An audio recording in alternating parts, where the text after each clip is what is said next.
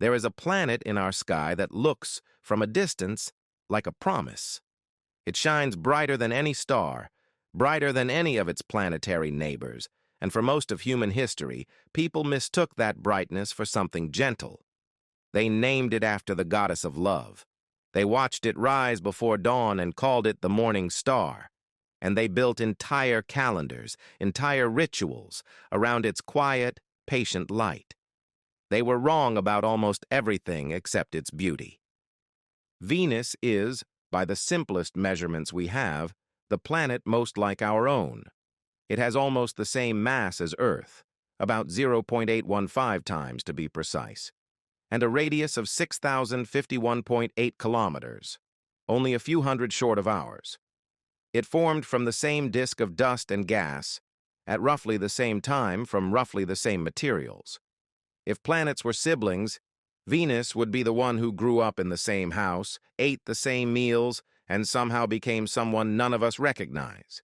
Because beneath those clouds, the ones that make it the brightest object in our night sky after the moon, is a surface hot enough to melt lead, not figuratively, literally. Surface temperatures average 465 degrees Celsius, hot enough that spacecraft sent to land there have, without exception, stopped transmitting within hours, sometimes within minutes. The atmospheric pressure at the surface is roughly 92 times that of Earth at sea level, the same crushing force you would feel nearly a kilometer beneath the ocean. We called it a goddess. It behaves like a furnace with no door. And somewhere in the space between those two truths, the beauty we see and the violence we cannot, is where this story lives. Because Venus is not simply hostile. It is a planet that seems to be trying to tell us something if we are patient enough and careful enough to listen. There was a man, a scientist, decades ago, who devoted his career to a single question about this planet. A question so uncomfortable to the institutions funding his work that his name has quietly disappeared from most of the records. We will call him, for now, only what the few who remember him called him, the silenced cosmologist. His question was simple.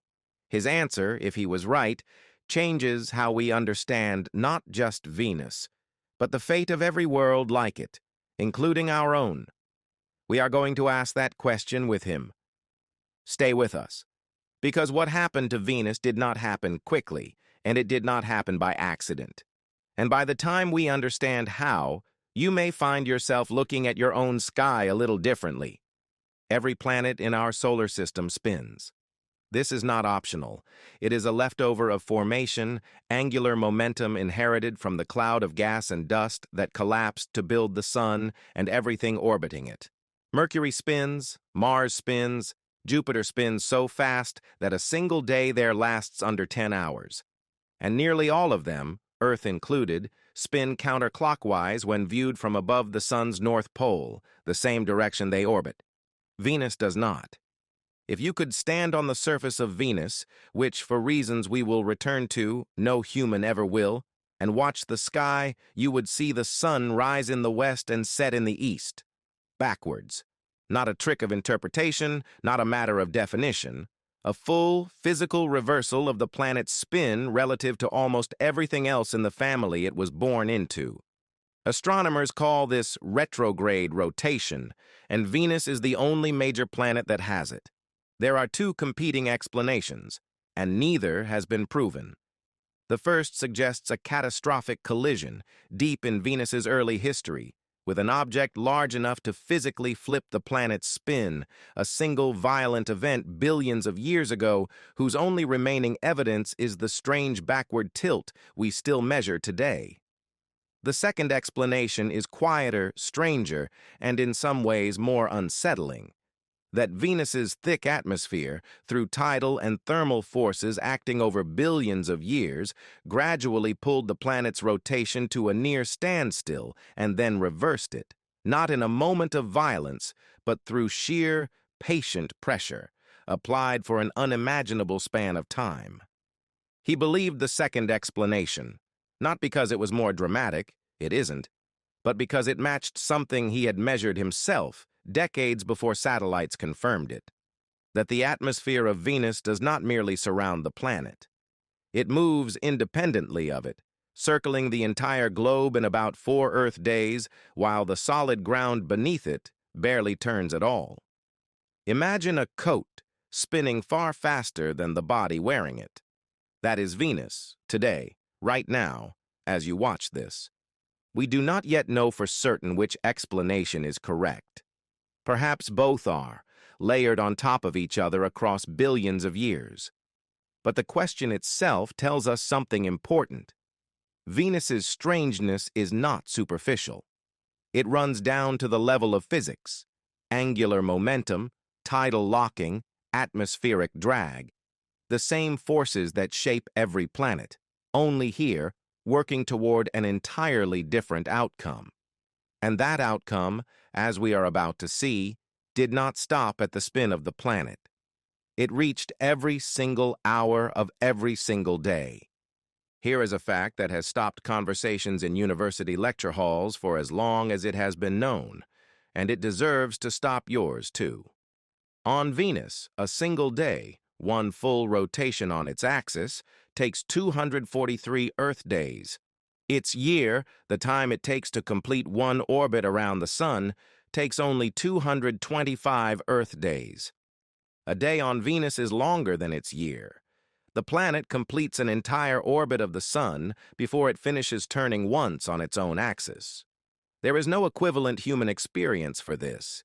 It is as if you woke up one morning and by the time the sun finally set again, an entire birthday, an entire trip around the calendar, had already quietly passed you by, unnoticed, folded inside a single, endless afternoon. This is not a coincidence, and it is not decorative trivia.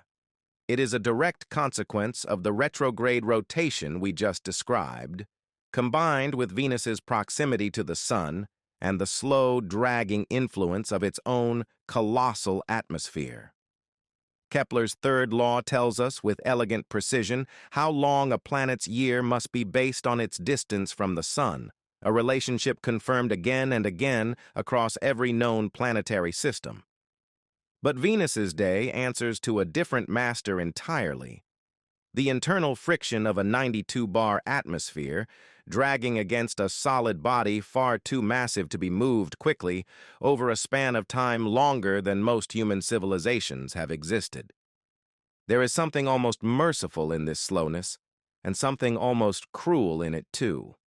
A Venusian sunrise, if you could survive to witness one, would unfold with such unbearable patience that the concept of a morning as we understand it, quick, bright, urgent, simply would not apply. And yet nothing about that slowness offers comfort, because what waits on the other side of that impossibly long day is not a gentle dusk. It is a surface locked permanently beneath a ceiling of cloud that no sunrise has ever fully broken through, which brings us to the clouds themselves, and to the question that has haunted planetary scientists for over half a century. What exactly are they hiding? And why has nature worked so hard for so long to keep it hidden? Something changes here. Not in the planet. The planet has been what it is for hundreds of millions of years. But in how we need to hold this story. Because from this point forward, we are not simply describing a strange world at a comfortable distance. We are descending into it. And the deeper we go, the more the air itself seems to close in around us. The clouds of Venus are not made of water vapor, as ours are. They are composed primarily of sulfuric acid droplets, suspended in an atmosphere that is 96.5% carbon dioxide, with only faint traces of nitrogen and almost nothing else. These clouds form a complete unbroken shroud roughly 45 to 65 kilometers above the surface, a ceiling so total that not a single spacecraft, not a single telescope, not a single human eye has ever seen the ground of Venus directly through open sky. Every image we have of the surface has come from radar, from sound, from instruments that do not rely on light at all. Picture, for a moment, a place permanently sealed beneath a ceiling you cannot see past.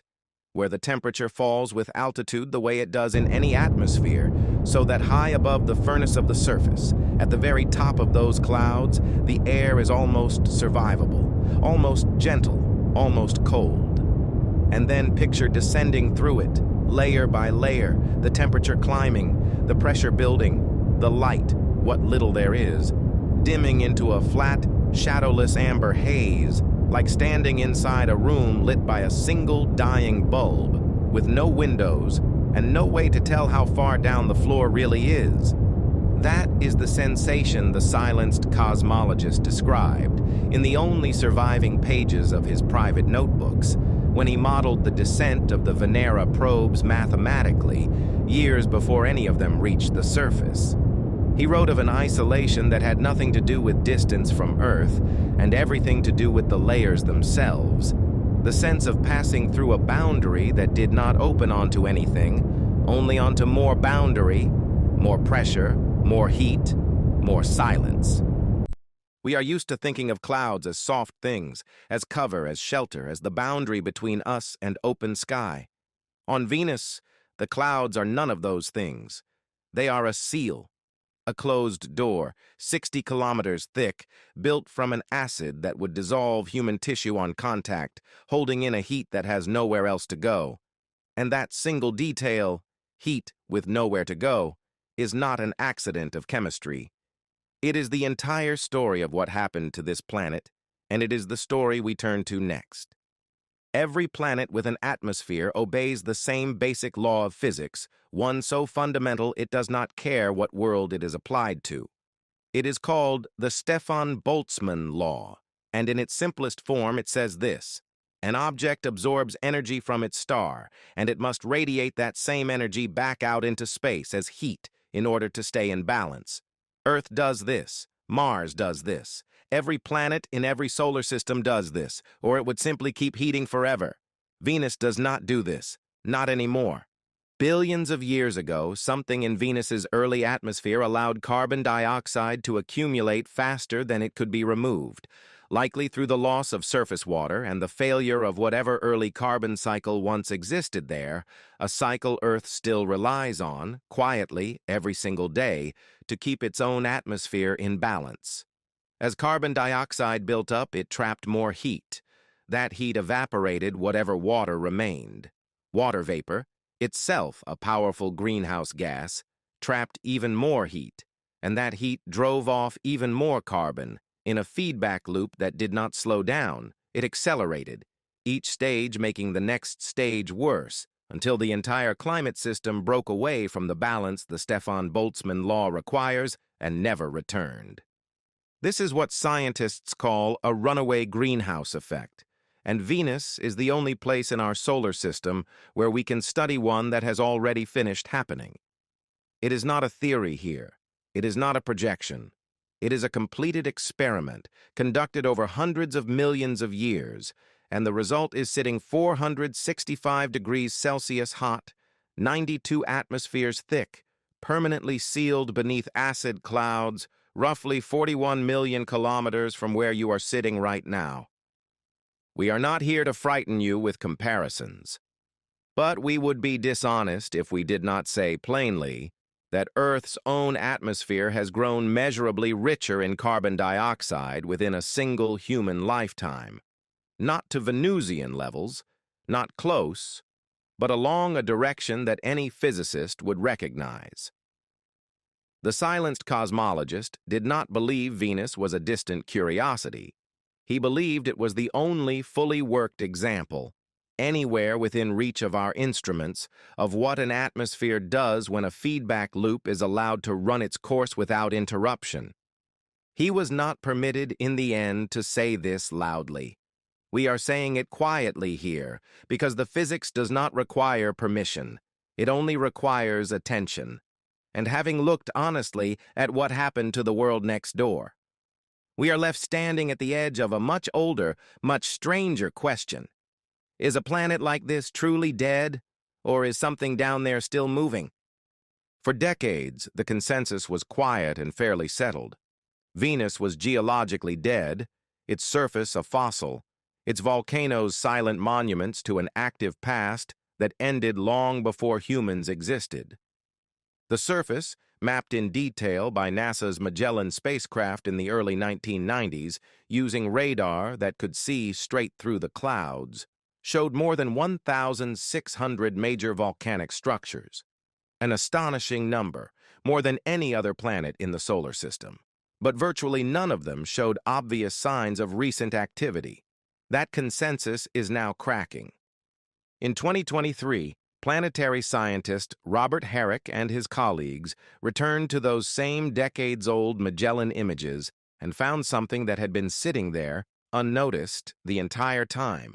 A volcanic vent near a mountain called Sif Mons that had visibly changed shape and grown in size over the 8 months between two separate radar passes in 1991.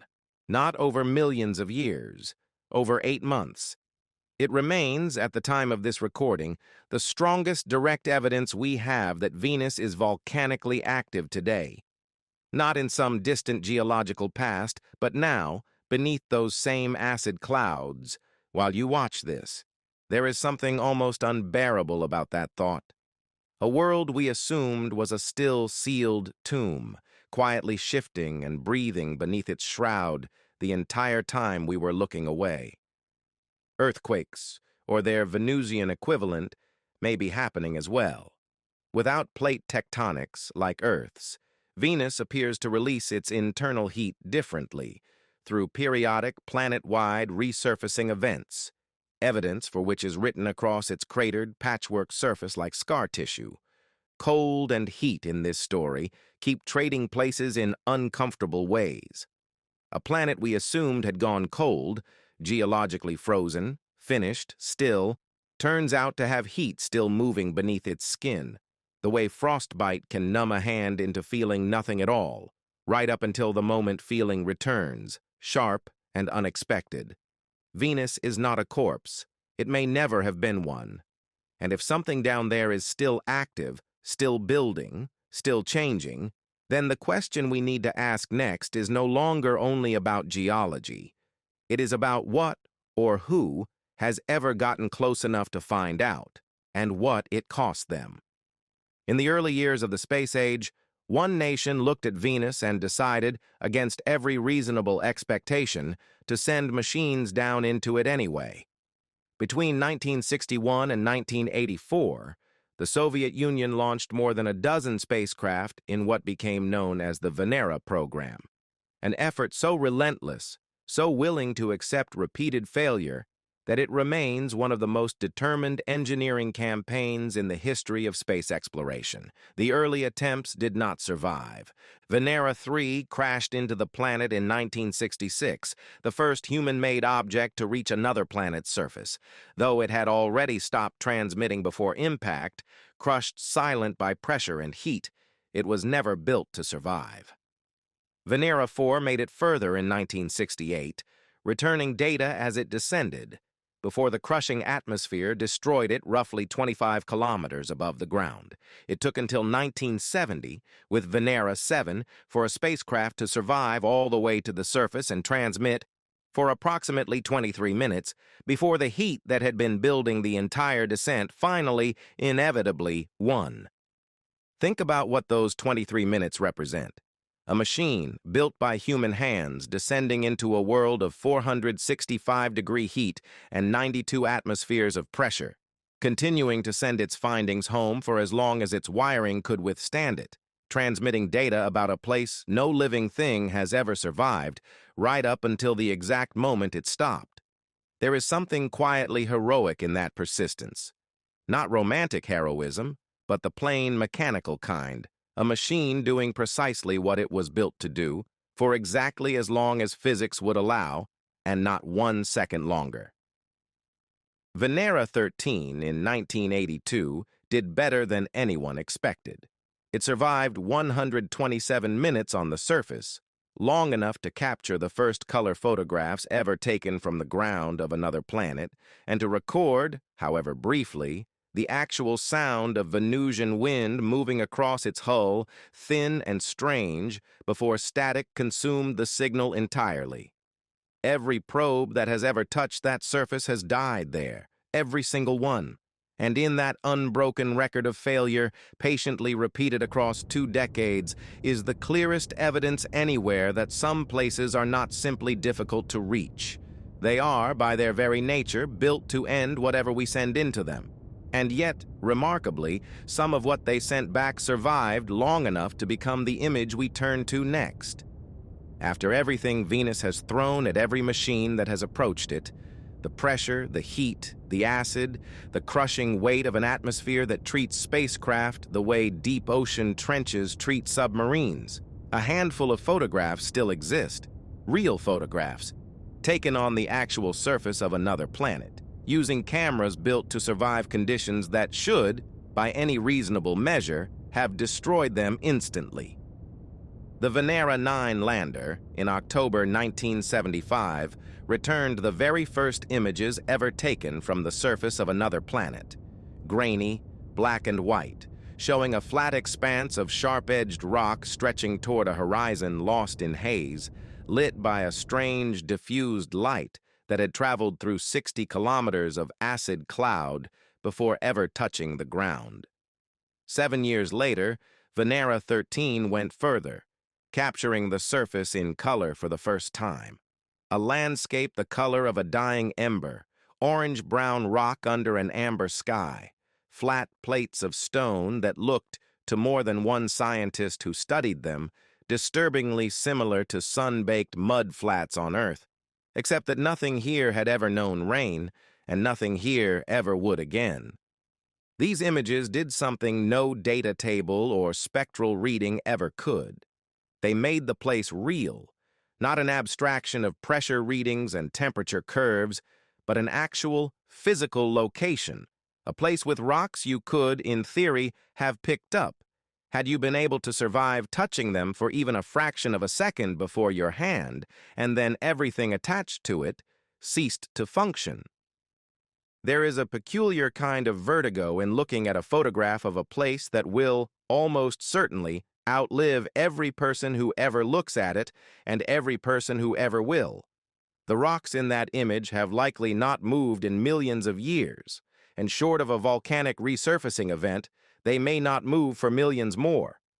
We built a machine, sent it across tens of millions of kilometers, and asked it to look at something that has been patiently waiting there the entire time, indifferent to whether anyone ever arrived to see it.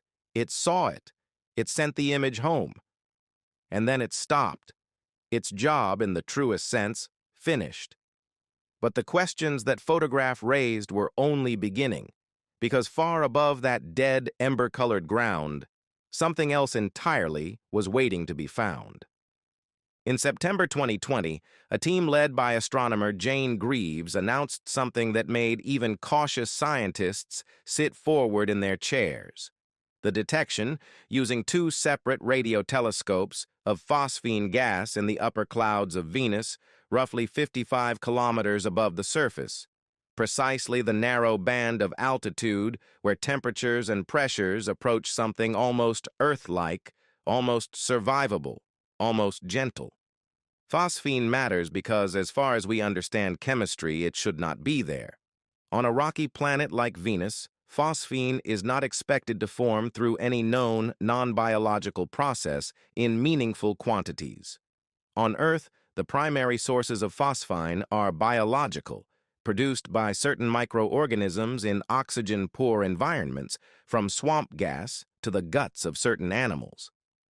Its presence in the Venusian clouds, if confirmed, raised a possibility almost too strange to say plainly on camera: that somewhere in that narrow, temperate band of atmosphere, floating permanently above a surface that kills everything that touches it, some form of microbial life might exist, adapted to an existence of endless suspension, riding the 4-day winds that circle the planet, never touching ground, never able to.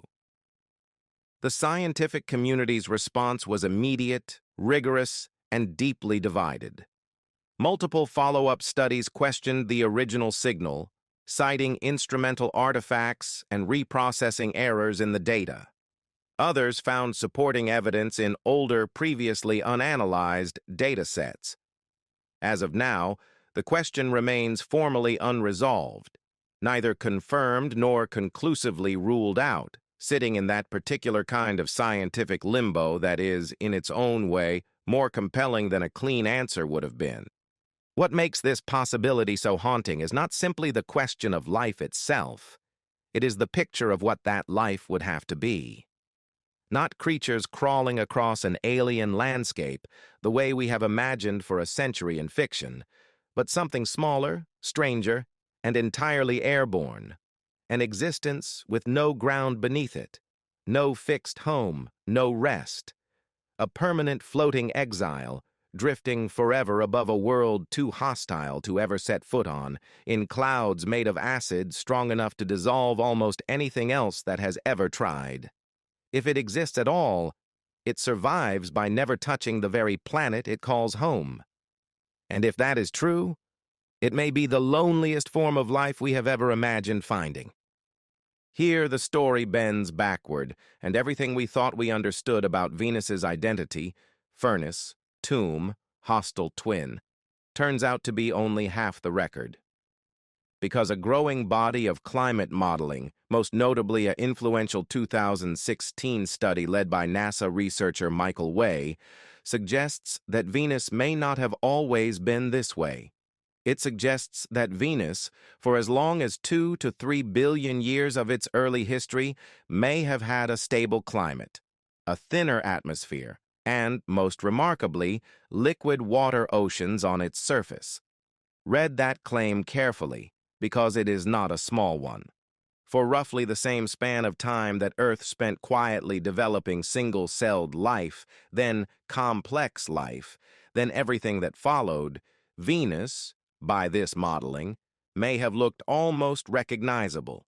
Shallow oceans, moderate temperatures, a slower, gentler day-night cycle before the retrograde spin fully took hold. Clouds made of water rather than acid. Not identical to early Earth, but close enough that if you had to imagine a second world where life might have had a chance to begin, this early Venus is very nearly the picture you would draw. Then, somewhere between 700 million and 750 million years ago, recent in geological terms, closer to the age of complex animal life on Earth than to the formation of the solar system, something changed. The most widely supported theory points to a global resurfacing event, a planet-wide episode of volcanic activity so extensive it may have released enough carbon dioxide, all at once, to overwhelm whatever fragile climate balance had existed before, tipping the entire system into the runaway greenhouse we described earlier, this time permanently, with no return.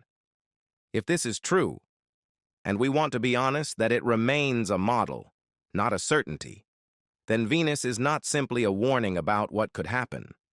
It is a record of something that already did happen, to a world that may once have looked strikingly, almost achingly like our own. Whatever gentleness existed there, whatever oceans, whatever moderate blue mornings, is gone now, sealed beneath cloud and heat, reachable only through simulation and inference. It is a difficult thing to mourn a world you never saw, based only on the mathematics of what it might once have been. And yet, standing at the edge of that possibility, it becomes very hard not to. Every question this story has raised, the backward spin, the volcanic vent that grew in 8 months, the phosphine signal that refuses to resolve itself, the ocean that may have existed and disappeared, shares the same limitation. We have been reconstructing this planet from a distance, through radar echoes, atmospheric models, and 40-year-old photographs, because no spacecraft has landed there and survived long enough to tell us more since 1985. That is finally about to change. NASA has approved 2 new missions to Venus, both currently in active development. Da Vinci, Deep Atmosphere. Venus investigation of noble gases, chemistry, and imaging will send a descent probe directly through the atmosphere, from the edge of space to the surface, measuring the precise chemical composition of the air at every altitude along the way, testing, among other things, whether Venus truly did once have oceans by examining the ratio of hydrogen isotopes still trapped in its atmosphere today.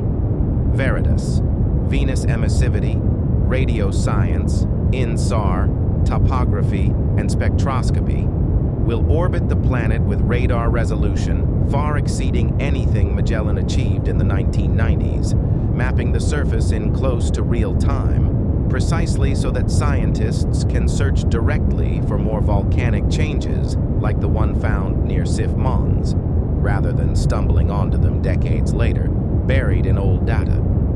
The European Space Agency has its own mission in progress as well, Envision, designed to work alongside Veritas to build the most complete atmospheric and geological picture of Venus ever assembled. Together, these missions represent the most serious, most coordinated return to Venus in over a generation, a quiet acknowledgement across multiple space agencies that the questions this planet has been asking us for decades can no longer be answered from a distance. It is a strange thing to know that within the next several years, instruments will finally descend back into that acid haze, back toward that ember-colored ground, carrying questions that have waited, in some cases, for over half a century for an answer. The silenced cosmologist did not live to see these missions approved. Whatever he believed about Venus, whatever conclusions he reached that made his work so uncomfortable for others to hear, he spent his career waiting for exactly this moment, and it very nearly did not come in time to matter to the people who first asked the questions it will finally begin to answer. We began this story with a contradiction, a planet named for beauty, built like a furnace. We have spent the time since then taking that furnace apart, piece by piece. The backward spin, the endless day, the acid ceiling, the runaway heat, the volcanoes that never stopped, the probes that gave everything they had, the photograph of ground no living thing will ever stand on, the floating question of life with no home beneath it, and the ocean that may once have existed and is now only a simulation on a cold, projected screen. What remains at the end of all of it is not really a story about Venus at all. It is a story about how a planet, given enough time and the wrong set of conditions, can lose everything gentle it once had, slowly enough that nothing alive there, if anything ever was, would have noticed the exact moment it became irreversible. There is no single instant you could point to and say, this is when Venus died. There was only an accumulation, feedback compounding on feedback, patient and physical and indifferent, until the outcome was already decided long before anyone could have stopped it. The silenced cosmologist believed that the deepest lesson of Venus was not found in its heat, or its pressure, or even its possible floating, exiled life. He believed it was found in its silence, in the fact that a world so similar to ours in its beginnings could reach an ending so absolute, and that the physics governing that ending, the same Stefan Boltzmann law, the same greenhouse feedback, the same slow accumulation of carbon, applies with equal indifference to every rocky planet in every solar system, including the one you are sitting on right now. We are not here to tell you what to feel about that. We are here only to say what the data says, as plainly and as honestly as we can, that somewhere between a world with oceans and a world with none, there is a threshold, and once a planet crosses it, there is no known way back. Venus crossed it. What we do with that knowledge, here, on the only planet we have ever called home, is a question no probe, no radar map, and no silenced scientist can answer for us. If this story moved you, if it left you looking differently at the bright, silent point of light that rises before dawn, we would genuinely like to know. Tell us in the comments below what part of Venus's story stayed with you the longest. If you want to continue this journey through the strange, overlooked corners of our solar system,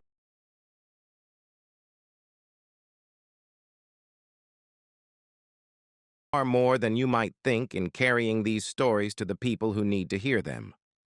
The sky above you tonight will look the same as it always has, But somewhere in that brightness, a furnace is still burning, a volcano is still growing, and a question, asked quietly decades ago by a man very few remember, is still